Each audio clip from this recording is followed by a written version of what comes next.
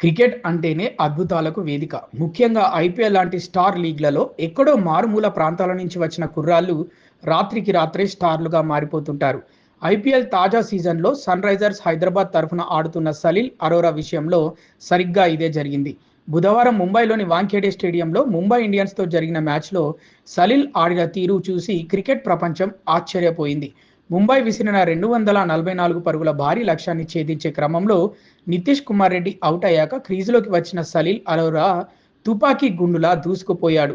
కేవలం 10 బంతుల్లోనే 2 ఫోర్లు, 3 భారీ సిక్సర్ల సహాయంతో 30 పరుగులు చేసి అజేయంగా నిలిచాడు. ముఖ్యంగా ప్రపంచ నెంబర్ 1 పేసర్ బుమ్రా బౌలింగ్‌లో అతను కొట్టిన ఆ సిక్సర్ మ్యాచ్‌కే హైలైట్‌గా నిలిచింది.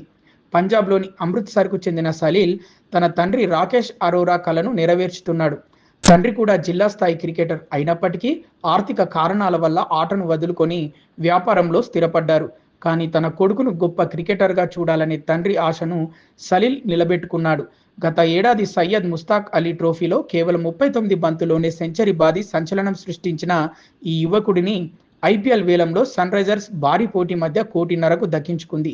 అభిషేక్ శర్మ, హెన్రిచ్ క్లాసెన్ లాంటి హిట్టర్లు ఉన్న జట్టులో సలీల్ తనకంటూ ఒక ప్రత్యేక గుర్తింపు తెచ్చుకోవడం నిజంగా అభినందనీయం.